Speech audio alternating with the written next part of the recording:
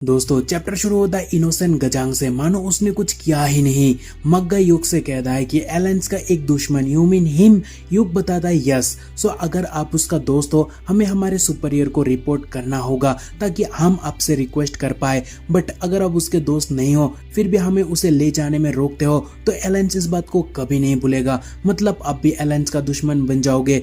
मग्गा कहता है कि मुझे कुछ नहीं चाहिए, ना ही इन सब से कोई नाता है और उसे प्रोटेक्ट मैं बिल्कुल करना नहीं चाहता, लेकिन तुम उसे यहाँ से फोर्सफुली नहीं ले जा सकते। युग भी ले क्या? गजंग एविल स्माइल के साथ हे सो तुम मक्सू को जानता है पर उसके शिप को नहीं। शिप पर फाइट करना एब्सोल्युटली फॉरबिडन। तभी मग्गा बताता है कि तुम उसे फोर्सफुली नहीं ले जा सकते, ना ही मुझे तुम्हारे बीच पड़ना है। सो उसकी शिप से उतरते ही तुम्हें जो सही लगे, लाइक उसे काटो या मारो, कुछ परवाह नहीं। ये सुनकर योग बताता है सर वो एलेंस का दुश्मन है, उसे पकड़ने के लिए एलेंस 100 से ज्यादा मास्टर भेजा। हाँ, मग्गा भी लाइक 100 हो या 1000 शिप पर फाइट अलाउड नहीं है, मतलब जब तक वो बोट पर है कोई उसे नहीं ले जा सकता। युग पूछता है तो क्या हम बोट डेस्टिनेशन जान सकते हैं? मग्गा बताता है रूट हमेशा की तरह सेम है, शानमिनशिया टू द एंड। युग थोड़ा चौंक जाता है, फिर पूछता है कि इन मतलब वो जगह जहां मग्गा बताता है yes, closer to the Shortland territory. फिर मक्सू आगे बताता है कि जबकि उसे कैप्चर करना आसान नहीं होगा सो बस वेट करो, क्योंकि मुझे भी उसे मरते हुए देखना है। सो बस उसका उतारने का वेट करो, मैं खुद मदद करूंगा। गजंग भी लाइक मक्सू तुझे पता है तो क्या बोल रहा है? इतने में युग मक्सू से कहता है क्या तुम शिप को एक दिन डिले करके अलायंस को फेवर नहीं कर सकते हो? मक्सू भी लाइक नहीं, मेरी शिप शेड्यूल के हिसाब से ही चलेगी और जबकि उस पुल के कारण हम ऑलरेडी लेट है तो शिप और डिले नहीं होने वाला। युग फिर से पूछता है तो फिर नेक्स्ट स्टॉप कहाँ है? मक्सू भी लाइक साउथर्न वैली डॉकयार्ड, हम वहाँ 2 दिन में पहुंचने वाले हैं। युग मनी मन कहता है कि जल्दी क्या तो हम वहाँ पहुंच सकते हैं। एंड रिस्पेक्ट के साथ वो मक्सू से कहता है कि सर जल्दी वहाँ मिलते हैं। एंड देन सब बोट से उतरने लगते हैं। गजंग राहत का सांस लेता है। लंबी सांस लेकर मक्सू उसके ऊपर गुस्सा होकर कहता है कि तू नेक्स्ट स्टॉप पर उतरने वाला है।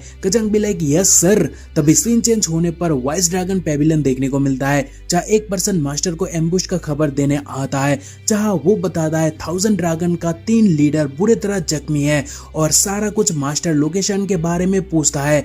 तो वो मास्टर को बताता है कि लोकेशन के बारे में अभी भी पता नहीं चला, हम हमारे जासूस का वेट कर रहे हैं जो मूरिम अलायंस पर है। ये सुनकर मास्टर कहता है कि दैट्स टू लेट, हमें वहां खुद जाना होगा। जो सुनकर खबरी का हालत टाइट होता है। ही भी लाइक अगर हम ऊपर बॉर्डर्स पर लोग भेजते हैं तो वो हमें एक्ट करने पर मजबूर करेगा और अगर ऐसा हुआ तो एक जंग और तय है। मास्टर सोचता है कि क्या वो मिस्टेक था, क्या मुझे हमारा ऑब्जेक्टिव बाकियों को एक्सप्लेन करना चाहिए? एंड वो बताने लगता है कि मदद का काम वॉरियर हैंडल करेगा, बहुत कुछ है जो मुझे जांच पड़ताल करनी है। सो सारे वॉरियर लीडर्स को समन करो, बोइंग ड्रैगन और स्मॉल ड्रैगन को फ्रंट लाइन पर तैनात करो। इतना फोर्स देखकर एनिमी केयरलेसली मूव करने वाला नहीं है। ये सुनकर मास्टर को कहता है कि मैं समझ गया। मास्टर भी लाइक जल्दी करो। फिर मास्टर सोचता है कि मूरिम अलायंस अगर सच में इन्वेट करता है तो बॉर्डर क्लान्स तबाह हो जाएंगे, पर लेकिन उनके लोकेशन पता होने पर हम सर्च एरिया श्रिंक कर सकते हैं और कुछ सिलेक्टिव जगह पर सर्च कर सकते हैं। और क्या मुझे शॉर्ट क्लान को भी ये मैसेज भेजना चाहिए? मैटर और इंटेंस होता है, क्योंकि इतना सोचकर खड़ा होकर मास्टर कहता है कि हमारे पास और कोई चारा नहीं है सिवाय मार्शल ड्रैगन पेविलियन से मदद के अलावा। तभी सीन चेंज होने पर शिप देखने को मिलता है, जहाँ एटीट्यूड के साथ माक्सू सामने देखता है। गजंग ना चाहते हुए भी पास आता है, सोचकर कहीं वो फिर से उसे कूटने ना लगे। एंड ही भी लाइक क्या हमें सच में साउथर्न वैली जाना है? क्या हम बाईपास नहीं कर सकते? मक्सू उस तरह इशारा कर कर कहता है कि हम दोनों के लिए अच्छा होगा अगर तुम बिना नाटक के वहां उतरते हो। गजंग गुस्से से कहता है कि वो लोग सच में मुझे जान से मारना चाहते हैं, तो सच में तुझे कोई परवाह नहीं है? और फिर दोनों के बीच सन्नाटा छा जाते हैं, सिर्फ नदी एंड हवा की शोर। उसके बाद गजंग कहता है कि हे वो बस मेरा गलती नहीं है, वो तुझे अच्छे से पता है। मेरी गलती नहीं है कि वो बुड्ढे अपनी घर छोड़कर खुद चले गए बिना किसी शब्द के। मक्सू गुस्सा होता है एंड ही भी लाइक अपना मुंह बंद रख, इससे पहले कि मैं रूल्स तोड़कर तुझे यहाँ पर मार डालूं। लेकिन गजंग बहुत कमीना है, बिकॉज वो जानता है दोस्त रूल तोड़ने वाला नहीं तो उसे वो चिढ़ाने लगता है। मक्सू भी लाइक तुझे लगता है मैं रूल नहीं तोड़ सकता? गजंग भी लाइक हाँ मुझे पूरा यकीन है। तभी वाटर डिमन गुस्से से वाटर से खेलने लगता है। गजंग भी लाइक चुप रहने में ही भलाई है और वहां से निकालने लगता है। फिर वॉरियर के पास आकर पूछता है क्या तुम ठीक हो? लगता है यहाँ आने में तुम्हें भी चोटें लगी है। वॉरियर स्माइल के साथ कहता है कि मैं बिल्कुल ठीक हूँ, पर आर यू ओके? जहाँ गजंग भी लाइक या कुछ भी, बस थोड़ा बहुत खरोच लगा है, इसके लिए गुड लक चाहिए। उतने में वॉरियर स्लोली गजंग से पूछता है मक्सू कौन है? गजंग भी लाइक तुमने देखा वो एक आदमी जो मेरा सर धड़ से अलग करना चाहता है। वॉरियर पूछता है कि अगर वो एनिमी है तो तुम यहाँ क्यों भागे आए हो। ये सुनकर गजंग भी लाइक अब मैं सोच रहा हूँ क्या मुझे लगता है मक्सू उन लोगों से अच्छा पर्सन था, लेकिन अब मुझे लग रहा है कि मक्सू से ज्यादा तो वो लोग बढ़िया थे। एंड उसे स्पीचलेस देखकर वॉरियर और बच्चे दोनों सदमे में हैं। वॉरियर पूछता है क्या आप बिना प्लान के यहाँ आए हो। गजंग कहता है कि राइट। फिर वो मक्सू को दिखाकर कहता है कि अगर मैं मर गया तो एटलीस्ट वो एक ऐसा इंसान है जो मेरा अंतिम विदाई अच्छे से करेगा और शायद मेरा बुरुएल सी पर ही होगा। इतना कहकर वो वॉरियर से कहता है कुछ भी हो जाए तुम्हें शिप से उतरना नहीं। जो सुनकर वॉरियर सैड फील करता है, मामला सीरियस है। गजंग सोचता है इसीलिए मुझे मोरिम के लोगों से उलझना नहीं था। एंड गजंग को मरने का डर नहीं है, उसे इस बात की डर है कि उसके मरने पर क्लान उसके बच्चे को निकाल देगा क्या। एंड इतना सोचकर वो मौत को डिफीट करना चाहता है क्योंकि वो नहीं चाहता उसके बच्चे अनाथ हो जाए। इसलिए वो मन ही मन कहने लगता है कि मैं नहीं मरूंगा, हाँ मैं नहीं मरूंगा। और फिर वो देखता है मक्सू पीने लगता है तो वो गाली देते हुए बोलता है कि बास्टर्ड को पता है मुझे पीना कितना अच्छा लगता है, फिर भी अकेला खटक रहा है, जबकि पास्ट में हम दोनों साथ में पिया करते थे। फिर मास्टर को गाली देकर कहता है ओल्ड बास्टर्ड उन्हें आराम से चला जाना चाहिए था तो आज ये दिन देखना ना पड़ता, और अगर मैं मर गया तो उनका कारण भी वो लोग होंगे। देन सीन चेंज होने पर बच्चों का खतरनाक प्रैक्टिस देखने को मिलता है। प्रैक्टिस के साथ शियोन सोचता है कि मुझे पता है डैड का कोई रिस्पेक्ट नहीं करते,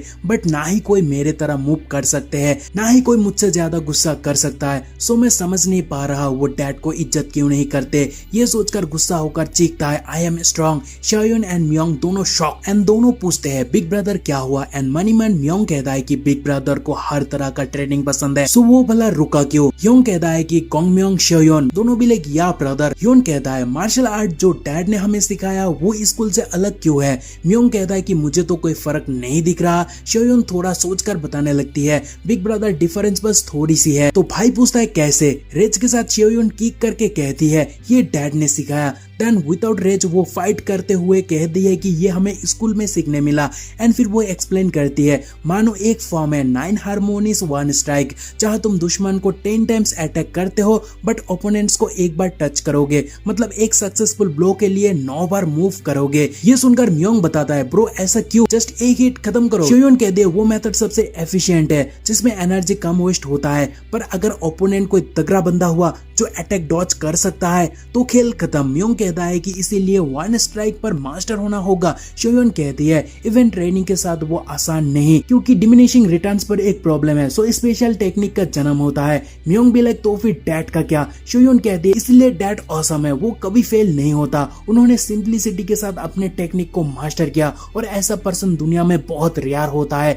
तभी भाई कहता है तो फिर लोग हमें इग्नोर क्यों करते हैं। शायोन बताती है उनके पीओवी से हमारा टेक्निक सिंपल है, सो उन्हें लगता है हर कोई वो कर सकते हैं। भाई कहता है कि तो क्या वो लोग गलत नहीं। शायोन बताती है नो कोई भी ये नहीं कर सकता, so they are just ignorant. तुम मार्शल आर्ट टेक्निक को सिंपली सोच नहीं सकते हो, just like rock paper and scissors जहाँ प्रोस एंड कॉन्स दोनों ही है, इसलिए तुम्हें बहुत ट्रेनिंग करना है। और कल्टीवेट जितना तुम्हारे पास हो ऑलमोस्ट लाइक पेपर रॉक को बीट कर सकता है, सो इतना ह्यूज रॉक बनो कि कोई पेपर तुम्हें ना रोक सके। That's the core of the that martial art. जब भी समझदार बहन की बुद्धू भाई भी लाइक रॉक पेपर और क्या शायोन की फेस पर डिसअपॉइंटमेंट साफ देखने को मिलती है। And she be like oh my big brother जो तुम्हें सही लगे तुम वही करो, मैं चलती हूँ। शायोन जाने के बाद म्योंग ह्यून से पूछता है कि ब्रदर आप कुछ समझे। ह्यून कहता है कि हाँ थोड़ा बहुत।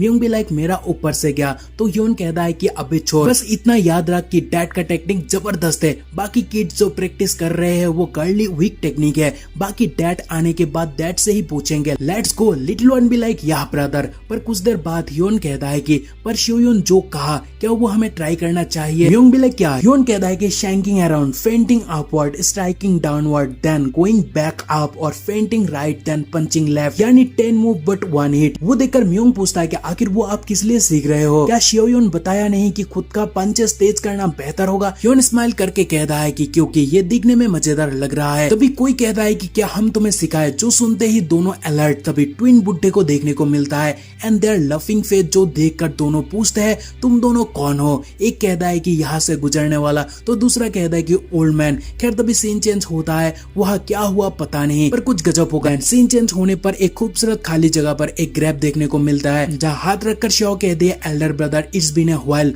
और काफी सैड वो लग रही है, पर कहते हैं सो क्या आप खुश हो। और उतने में वहाँ लाइटिंग होता है, बारिश गिरने लगते हैं, बारिश के पानी आंखों से ऐसे नीचे आने लगता है मानो वो रो रही है, क्योंकि वो सैड तो बहुत है एंड वो भाई से इतना कनेक्ट है कि भाई का चेहरा भी सामने अपेयर होता है और वो बहुत ही सैड है। उतने में कुछ लोग आकर कहते हैं हेड प्रीस्ट, गुस्से से श्याओ कहती है लीव अस, बट ग्रिड के साथ वो लोग खड़ा रहते हैं। तो श्याओ पूछती है क्या तुम्हें कुछ कहना है। वो कहता है यहाँ एक डीमन का ग्रुप है जो बोन क्लान के नाम से जाना जाता है, उन्होंने हमारे कुछ फॉलोअर्स पर अटैक किया, सो हमारा टीम वहां तक पहुंचने में कुछ टाइम लग सकता है, सो हम आपसे परमिशन चाहते हैं, क्या आप इस मैटर को खुद देख सकते हो। जो सुनते ही श्याओ अलग ही डरावनी स्माइल देने लगती है एंड बोलती है ऐसा है क्या। फिर सडनली गुस्से से कहती है हेड बैक फर्स्ट, मैं खुद से ही चली जाऊंगी। जब फिकर में लेफ्ट एंड राइट श्याओ को अकेला छोड़ने पर हिचकिचाते हैं, जो देखकर गुस्से से श्याओ कहते हैं मुझे लेफ्ट एंड राइट लॉयल्टीज को कंफर्म करना है, सो एक और शब्द नहीं। जो सुनते वो चीख कर अंडरस्टैंड कहता है एंड लोनली श्याओ भी like see you next time